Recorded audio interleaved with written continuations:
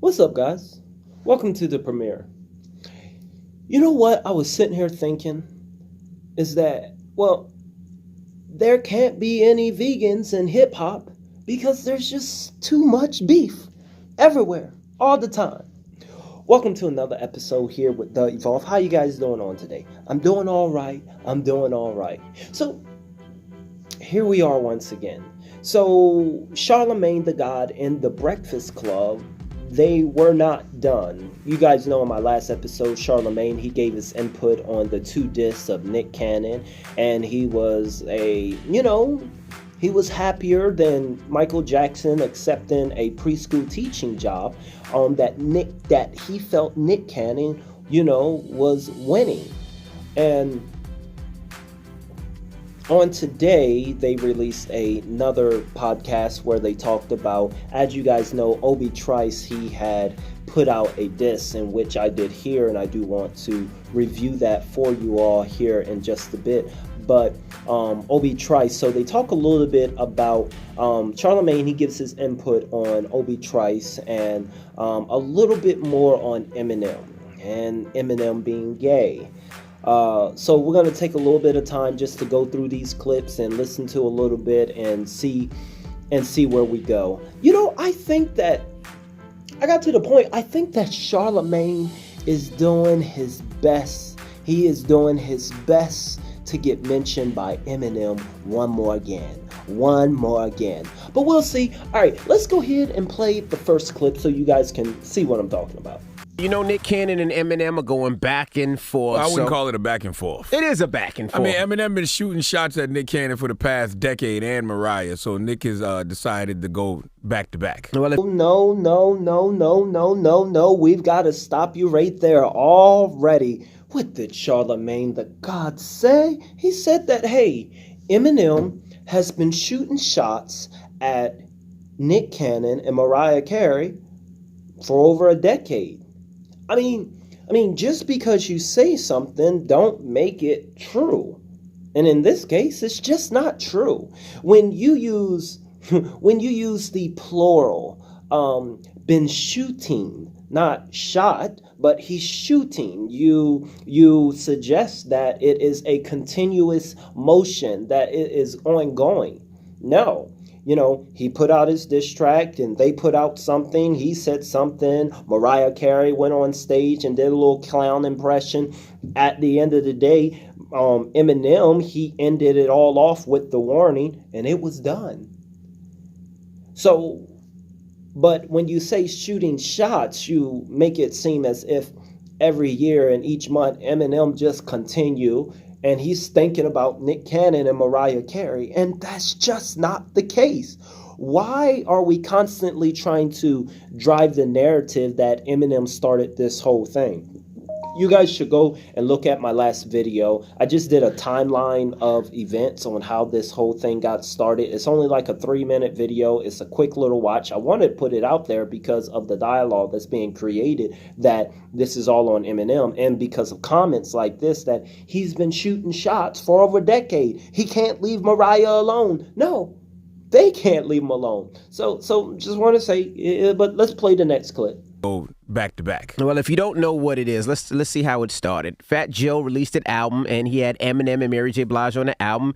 And Eminem's verse, he threw a shot at Nick. I thought about this. M be in the house, so he don't be outside, so time is kind of frozen to him. You know what I'm saying? So you think he just think it's still 10 years ago? Yeah, in his mind, he feel like this beef is still active. Like he puts out diss records the way people used to do on CDs. You know, you had to wait for a CD for somebody to reply. That's how Eminem does it. What? I don't get it. Eminem put out diss records like it was back in CD times, and you gotta wait, and he don't get outside, and he don't know what's going on, and it sounds the complete opposite. It sounds like it's Eminem. It seemed to know what's going on more in hip hop than I think the whole Breakfast Club, especially with this situation. The fact that they are totally disregarding the fact that, and now I see that it's not just Charlemagne, but it's DJ, MV, all of them, because he's not correcting them. At no point in this interview, at no point do they say, hey, wait, but you know that Nick Cannon, he actually started. It's not Eminem shot. He actually said the T.I. thing on T.I. And I know for sure they had to see that T.I. podcast. But Eminem has been inside and he don't know what's going on. And no, he does. Or else he wouldn't have shot at Nick Cannon. I mean, but let's go on. I'm a little bit confused by that last statement, but let's just go on to the next clip. For somebody to reply. That's how Eminem does it. Well, Nick Cannon responded. If you haven't heard his first response, here it goes. I'm going to be honest with you. I don't like hearing dark Nick Cannon. I didn't think that was bad. But that last Elvis poo-poom line, yes, that was horrible, Nick. Jesus Christ. All right, well. What? No way. Wait. No way. Wait. Charlemagne.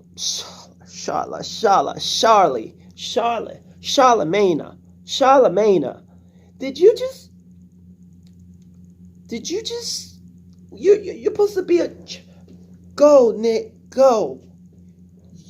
You supposed to be a cheer. Did you just say something bad about Nick? No, okay. All jokes aside, I was surprised when I heard this. Because I thought the whole verse was I thought the whole verse was bad, especially the Elvis, P line, and that was the worst. And here, Charlemagne, being objective for two words, it's refreshing. This is good. I ain't got nothing to say there, guys. I'm okay with this. I'm okay. All right, maybe he's a convert. Maybe he's turning. Let's go on. Let's hear the next clip. But I'm proud of him because that was a bad line. I mean, everyone. I can't think of anyone that believe it was actually good. Let's go on. Of course, if you haven't heard, Eminem responded on Twitter and said, I demand an apology, Nicholas. You've made my gardener so jealous. You mad, bro? Stop lying on my ick. He said M was sucking off the chauffeur, or the chauffeur was sucking M off, something like that? Or the chauffeur has a video. He says, I never even had a chauffeur, you bougie uck.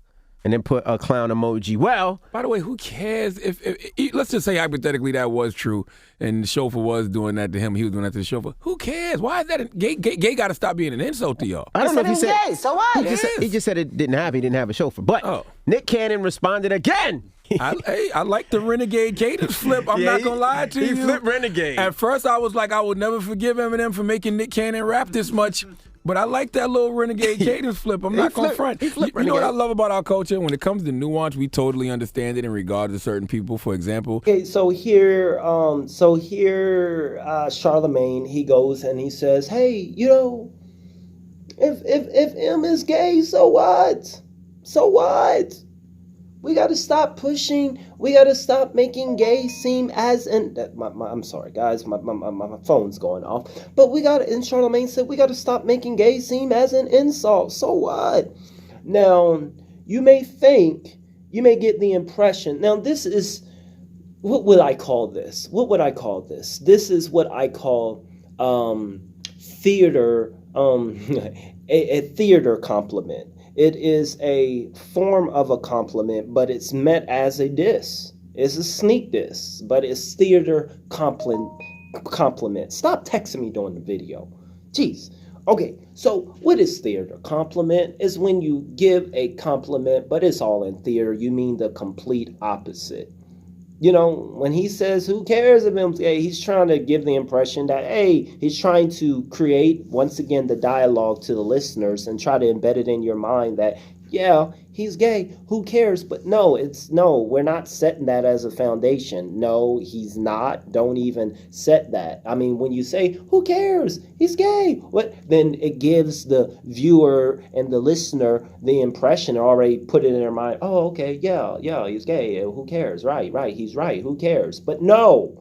That's not the argument here. The argument, we haven't laid that foundation that M is gay, and we haven't, so you can't say who cares that he's gay. You can't jump the board. You got to make a proof of evidence. So I just want to make sure I make that clear, because a lot of times I see YouTubers use this trick all the time to lay a foundation before even showing you the actual rocks that they're using and whatnot, if that makes sense. But anyway, let's go on.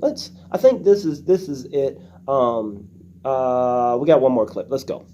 Hey, so what?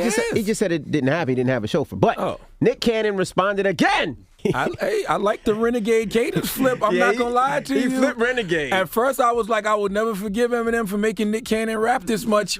But I like that little Renegade Cadence flip. I'm not going to front. You know what I love about our culture? When it comes to nuance, we totally understand it in regards to certain people. For example, everybody in hip-hop culture knows Nick Cannon is a phenomenal businessman, a hard worker, an entrepreneur. Right. He really rides for black people. Correct. And we respect that. But we also know Nick Cannon sucks as a rapper, right? And we're able to separate the two. But that was all right just now. I'm not going to lie. I like the Renegade flip. He flipped I Renegade. like that. Well, we got more. You ready? More what? Obi Trice jumps in. Obi Trice, that used to be signed to Shady? Yeah. See, I always thought Obi could rap. But Obi has the type of demeanor that I feel like Nick should have in this battle. You understand what I'm saying? Like Nick rapping over all these dark beats, and he got the hoodie on and the black shades and, you know, looking super thugged out. And Obi just like kind of just laid back, just snapping. Actually, I like that point. And once again, another good point by Charlamagne. I do like that point. You know, I seen Nick with the shades and the hat, and he's trying the most. He's trying his best to look, like this new gangster, the new thug, the new dude. He's like he's that dude. Like, he's trying to dress, and he's throwing up gang signs. He's like rough, thugged out, dog, gang, skate. I'm like, what? You Nick? We got new Nick. This is new wildin' out Nick. Season 15 Nick. Thug Life now. I'm like, ooh, where did this guy come from? So, but anyway, I don't know. But yeah, that was a good point. All the trying to look thuggish and hard because Suge Knight got on your record. I got so much to say about him, but I can't say in this video. But let's move on. I think that's it. I think we got one more clip. Let's check. But Obi has the type of demeanor that I feel like Nick should have in this battle. You understand what I'm saying? Like Nick rapping over all these dark beats, and he got the hoodie on and the black shades and, looking super thugged out. And Obi just like kind of just laid back, just snapping. Just snapping. But Nick Cannon's still watching y'all right now. I'm going to tell y'all that right now. Dropping a clue bomb for Nick Cannon. Detroit, what y'all going to do? Nick Cannon got y'all under pressure. Now, all right? And that right there, what did Charlamagne say? He ended off by saying, hey, all y'all boys, Joyner, all y'all. Nick Cannon, he got y'all under pressure right now. He applying that pressure. I ain't just trying to flood the pipe. I'm trying to apply so much pressure that I bust. Okay, there, guys, we're going to end it right there. I do want to know what you all think in the comments. What do you all think about The Breakfast Club? I think that The Breakfast Club, that Charlamagne's time there is limited. He's got a lot of other different ventures and different things that he is doing. I think give it maybe 6 to 8 months, we would see Charlamagne going on about his other business ventures, leaving what's her name, Yee and DJ Envy to go ahead and run The Breakfast Club themselves. That's just my thought, and I think that's one of the reasons why he had a more nonchalant attitude, not just towards Eminem, but towards everyone and just the whole job in general. But other than that, I will see you all in the very next video. If you're new to the channel, be sure to subscribe. You don't want to miss another video. You don't want to miss another video from The Evolve. I'll see you guys next video. Peace.